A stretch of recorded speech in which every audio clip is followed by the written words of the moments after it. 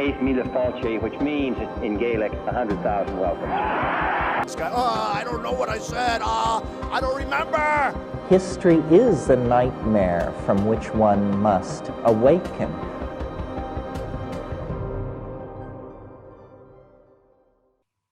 We give thanks to the fiery eye of Balor, O Great One, King of the Fomorians, Lord Protector of the Otherworld and of Ireland. We offer you this sacrifice, and we pray to you for assistance in this frustrating and difficult time. Send us a sign for what we need to do next. Hear our pleas.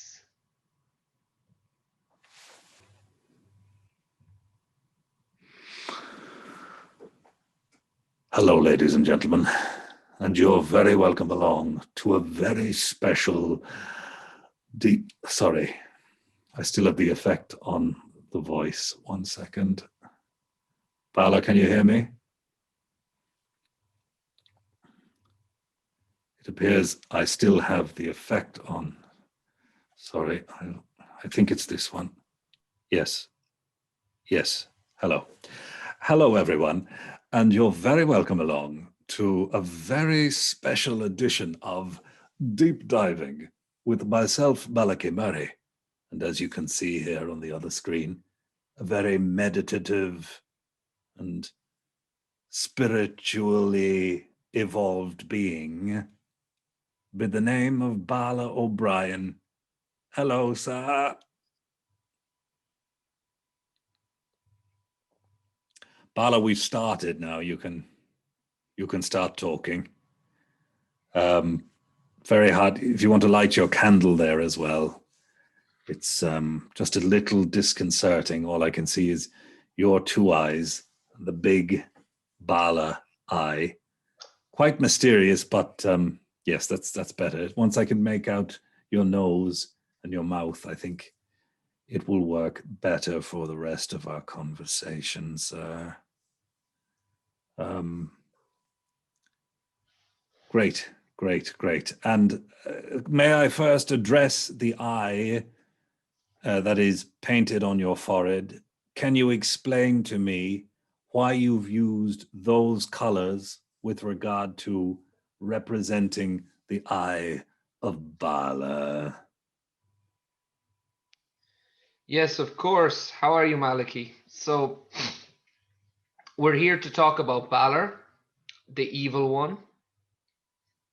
And most importantly, I suppose, the eye is obviously red and yellow to represent the red is to represent the fiery power of the eye, but the eye also had the power, a second power attributed to it, which was poison. And for me, the color yellow is very fitting for this. And the purple around it is because, I suppose, for me, the other world has always been linked with the color purple.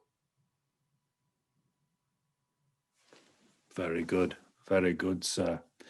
So can we explain to our viewers what we will be discussing today with regard to the person, nay, the god that you have based your entire existence on?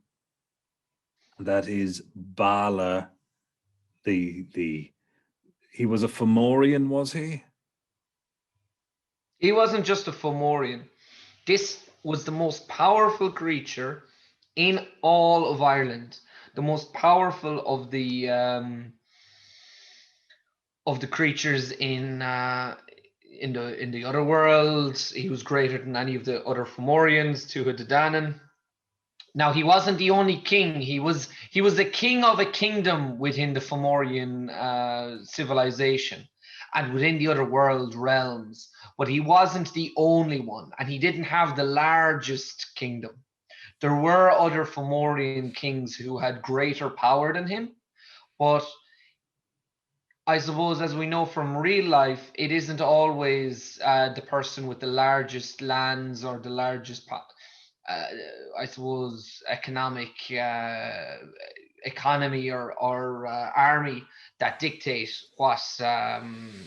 where the power lies. It's really to do with Balor was a benevolent ruler. He wasn't always good. He wasn't always bad, but on balance, he was certainly much more pure than he is portrayed in recent centuries.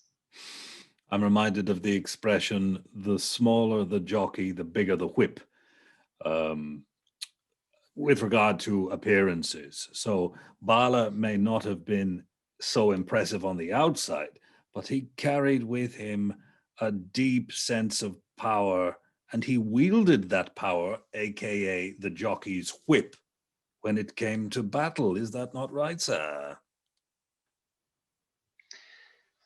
He was a very formidable opponent in battle, but this wasn't the only thing that he didn't want to be the greatest and the most powerful. He had what he had, and his responsibility was to his people. So he wanted to care of them.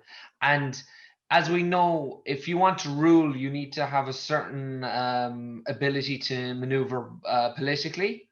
And just because you're the most powerful, it doesn't mean that you don't have enemies, and it certainly doesn't mean that your enemies can't conspire against you. I draw a comparison with would say the king of Westeros in the series Game of Thrones. You have characters like Littlefinger, who on the surface may not be the most powerful, but if you underestimate them or if you don't see through their cunning machinations, it'll be your undoing. So Balor would have found himself in a similar position where he had enormous power and influence, and he faced opponents from kingdoms both greater and smaller than his own. And his priority was to keep a balance and to ultimately do the right thing as far as his own moral compass. And what was that moral compass, do you believe? With regard to his origins, where did Bala come from, and what influenced him in terms of his outlook on the world? Well, his family was incredibly important to him, and he was very, very close with his father. And he was fascinated by magic because as a child, he he gained his powers and the moniker Balor of the Evil Eye by looking into his father's cauldron. His druids had been preparing a particularly powerful potion and using exceptionally dark magic. And when he peered into it, the fumes entered his eyes and this terrible magic coursed through him. And in order to focus it, uh, a ritual had to be performed, which resulted in a third eye appearing on his forehead. And this eye had to be sealed at all times in order to contain a terrible power that was within. It was an enormous power, and it could shake mountains, it could decimate armies, and destroy civilizations. When you say that this had to be sealed, was it sealed with a kiss? No, Malachy. I'm sure you could try if you'd rubbery enough lips. You could certainly try to cover it up, but uh, you'd meet a gruesome death because it took 7 specially crafted hides, shields made of hide, to seal it. And when it was opened, this absolutely devastating power was unleashed. So he reserved it for very desperate times when it was needed most. And it was a great I suppose, Hail Mary, for lack of a better word, when faced with very stiff opposition. And he actually used it as a kind of a peacekeeper. He was able to leverage it and the threat of it against his enemies and to kind of dissuade war. So it was a very effective way of kind of calming things down and bringing people back to the negotiation table. A little like a man's belt, as it were. It is used to keep the trousers up, but it could also be used as a discipliner if the wrong people get out of hand. The belt comes off and hell is unleashed. Of course, we do not here on Deep Diving condone any sort of violence. We are only referring to this in terms of myth, folklore, and what it was like in the past. We're all about peace now, isn't that right, Bala? We've always been about peace and keeping the peace and remembering the true past in Ireland. And I'm a little bit, yeah, I'm a little bit perturbed by the mention of the belt. You might not have been speaking about it in a physically violent context, but was there some other context you were alluding to? No, it was just for the people out there to basically to bring the myth forward with regard to something in the present time or in the last 50 years when the belt was used as a discipliner when people were getting out of hand. Anywho, I do digress once again. Let's keep the belts on the pants, lads. And back to Bala. Tell me more about his life. So, as I say, he had this enormous power, and as you can expect, with someone with such incredible power focused around this eye, this supernatural eye he possessed, you can imagine that even as a child, people sought to take it from him and use it. So he grew up in an environment where people wanted to do harm to him. He didn't know a life where people were going to. He could trust what people have to say. He grew up in a kind of in a court where there was all sorts of espionage and intrigue, and he faced terrible dangers because again as a child whatever devastating power he had in the eye it was sealed, and when it was sealed he was open to any kind of danger, and he could have been exploited.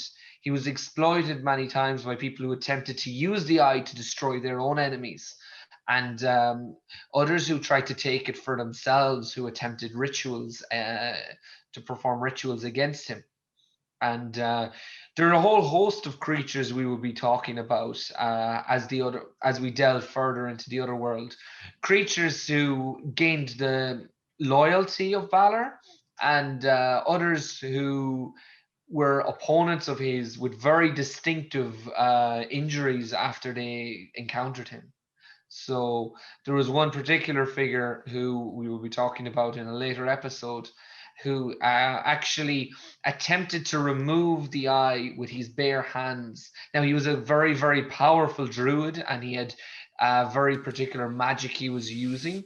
But when the eye was opened, it incinerated his hand and he actually replaced it with a series of knives. The stump was replaced with knives.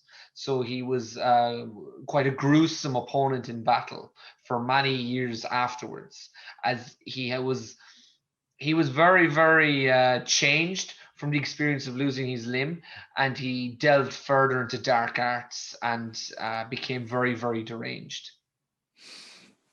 He didn't learn his lesson the first time for grabbing the eye, and he just went forward with his knife arm and went into a darker spiral of evil.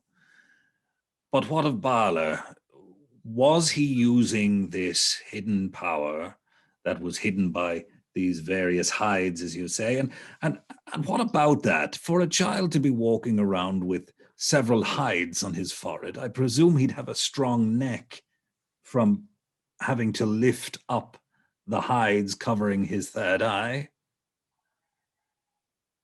There are stories about Balor, many stories about Balor being a giant, and This is false. He was an enormous figure. He was a very, very large creature, but he wasn't a giant. He is often confused with a very loyal, close servant of his who was Gal, which derives from a translation of the word of the expression for one-eyed. And that was a Cyclops who served Balor and who actually gave his life protecting Balor during a gruesome battle against Lug.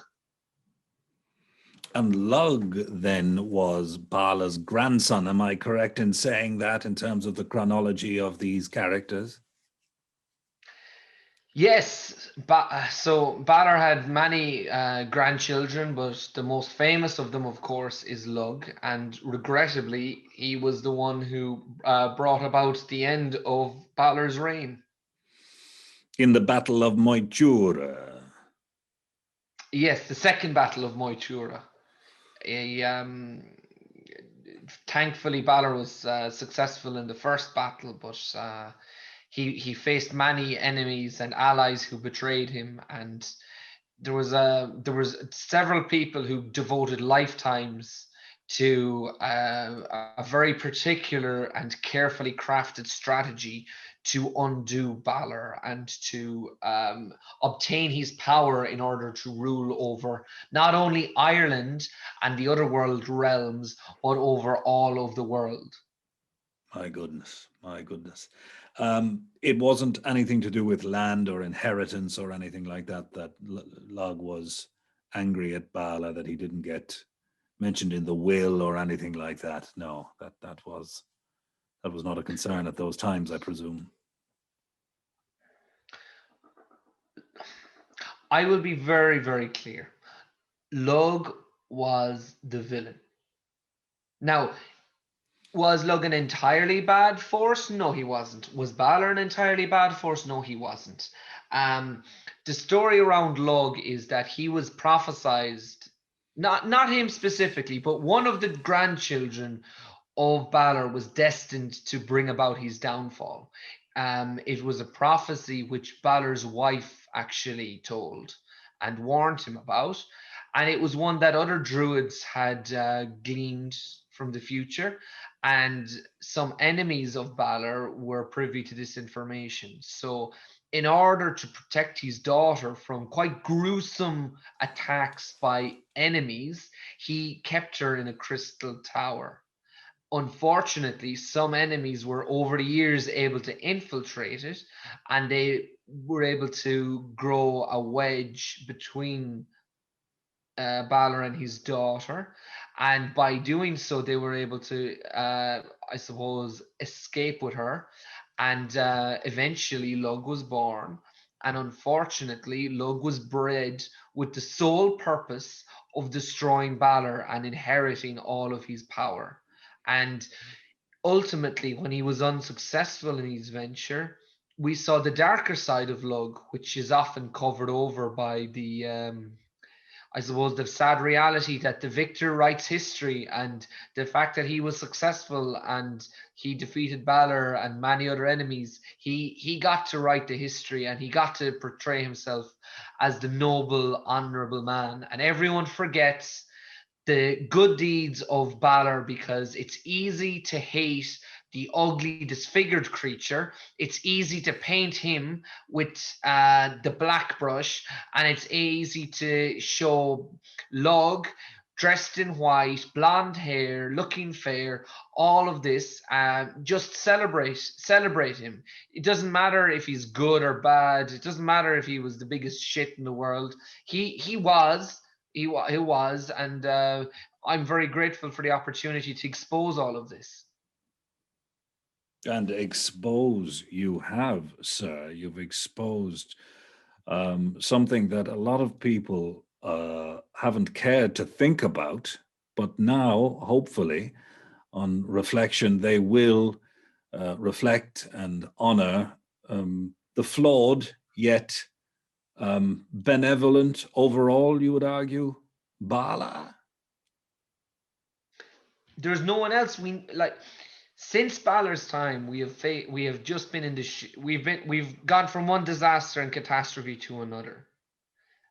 And in the end, we need someone with that kind of power and leadership. But it's not just about wielding the power. It's not just about the right person finding Balor's eye. Um, we need them to have a support network of people around them they can trust, because we need to be able to kind of say that the future is safe and that we have changed the way we think. We need better leadership, and we need people who are going to, I suppose, respect the offices they have, respect the powers that they have, and the person who wields Balor's eye possesses the greatest power of all. Would you argue that that is you in this current era? No, not at all. Not at all. I am only a messenger. I am a speaker. I am someone who spreads the word, because we have so many people who've forgotten. How many people in Ireland know who Balor was? They know who Sauron is. They know what a Balrog is. With Gandalf, thou shalt not pass. Everything like this, but but Balor is nowhere to be seen. He is bastardized in comic books. There's comic books with Batman and Wonder Woman, and again, Balor is portrayed as the villain. You have like spaceship fantasy, Celtic video games, and Balor is portrayed as a villain. Balor's eye is this evil weapon that people must use, but the weapon is only evil with the intentions of the wielder. And we need someone similar to Balor, someone who didn't crave more power and absolute power, and someone who didn't seek to destroy their family to preserve themselves, someone who sought peace and, while flawed, gave their life in the service of better things. And if it reminds me of anyone, it actually reminds me of two figures. It reminds me of Brian Boru, and it actually reminds me of Emperor Pedro II of Brazil. Sorry, I thought you were going to say Micheál Martin or Leo Varadkar there. Sorry. I wish I had a more recent example to give, but sadly I just don't. When you mentioned the two, yes. Sorry, go ahead there. Brian Boru, and who was the other chap? Pedro II of Brazil. And what was so special about those two?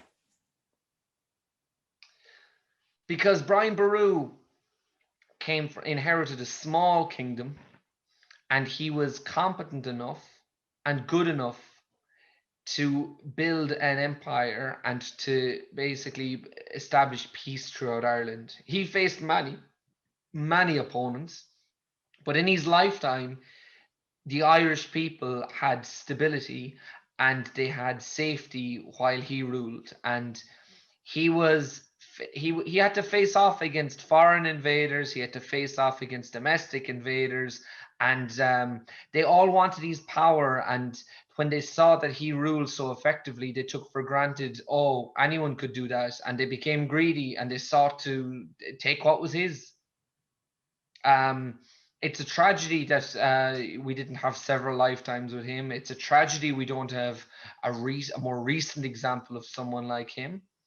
And Pedro II, he was an even more incredible figure. I think have you been touched, Malachy?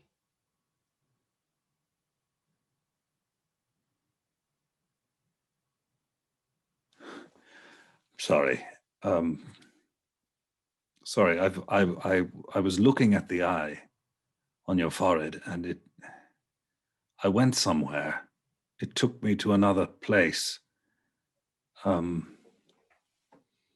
Quite a breathtaking picture, and I think there's more going on your forehead than I would care to ask, sir. It brought me to another place, and I do apologize to anyone looking at this. I've had an experience there with the painted eye on Balor's forehead, and it might sound peculiar to you, but I can assure you it was very real and quite disturbing. But at the same time, it has happened for a reason. And I think the reason is that it has asked me to stop this conversation immediately, cut it short, and move on to Balor's private eye. I'm going to need a moment, Balor, if you could just take it on to the next section. I need to just gather my thoughts.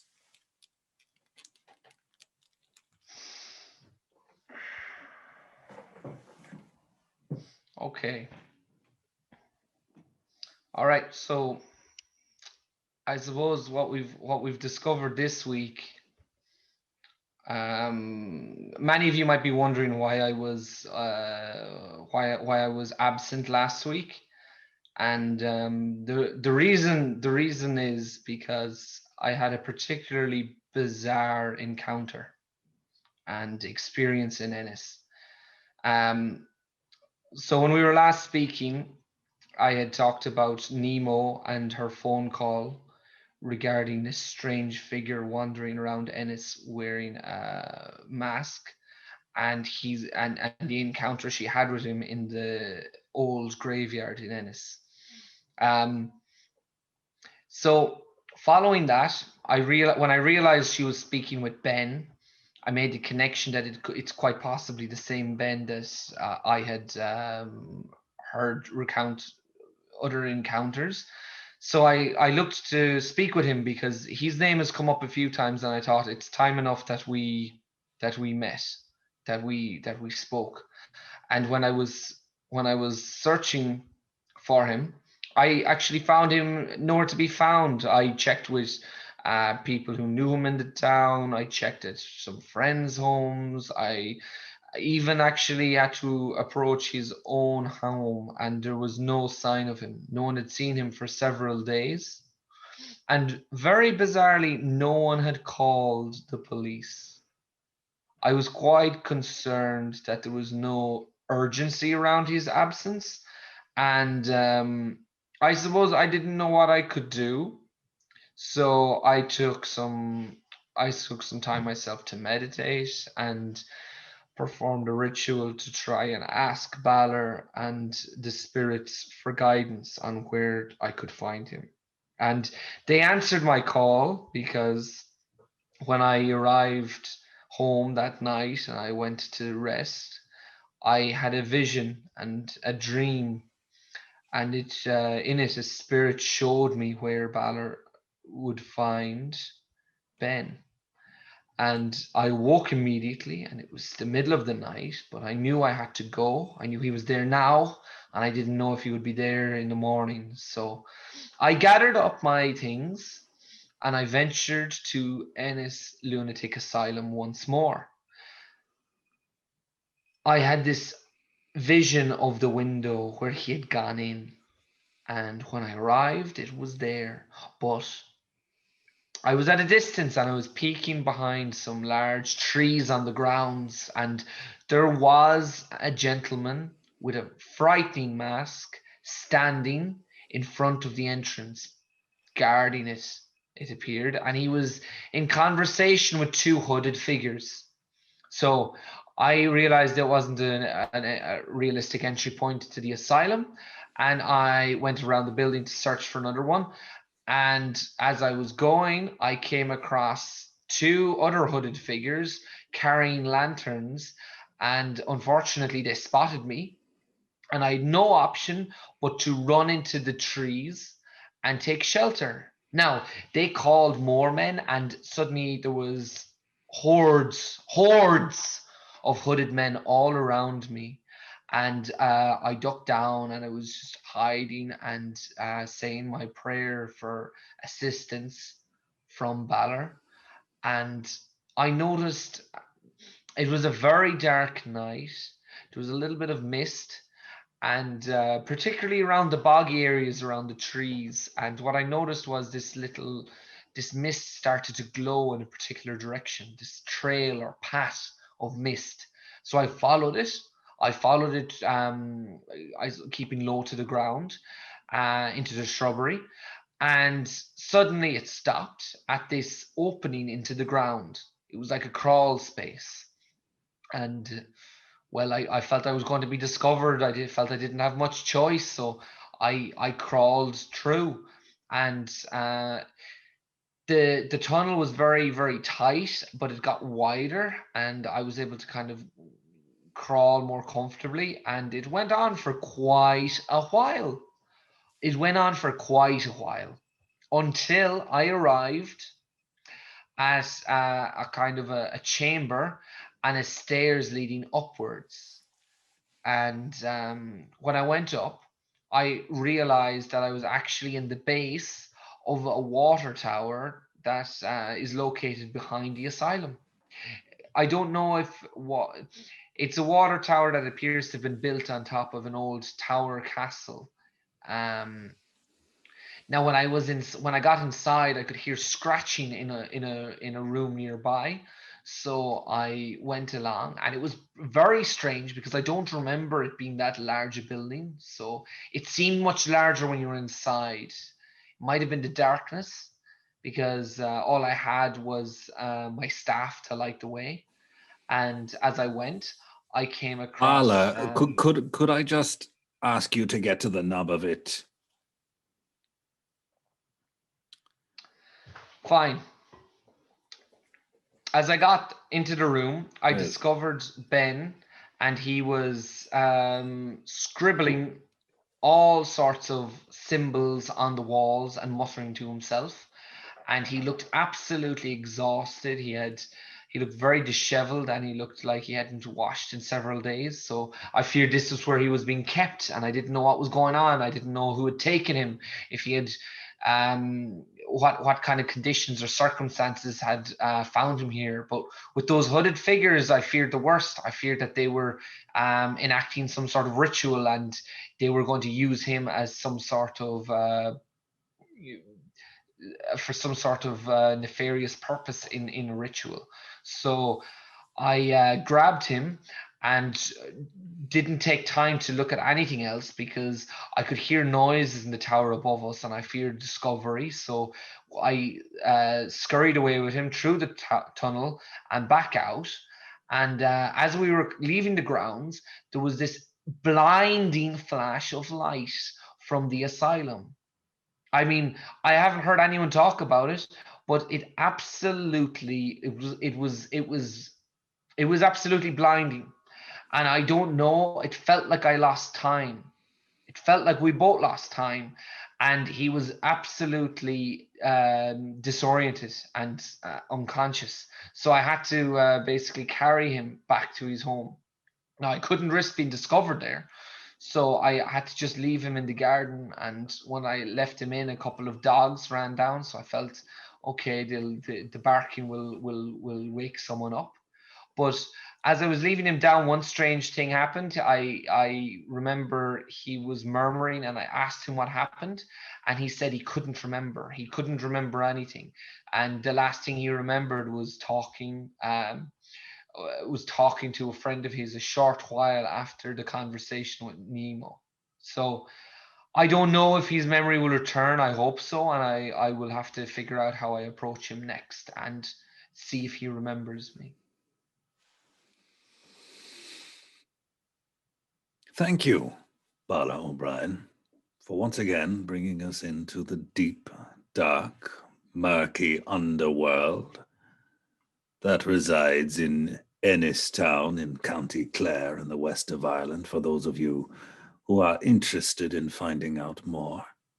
Get in touch with Balor O'Brien, Balor Otherworld, on all the social media channels. He is only too eager to respond back to you and let you know what's really going on behind this facade we call the physical material world. Until next time, mind yourselves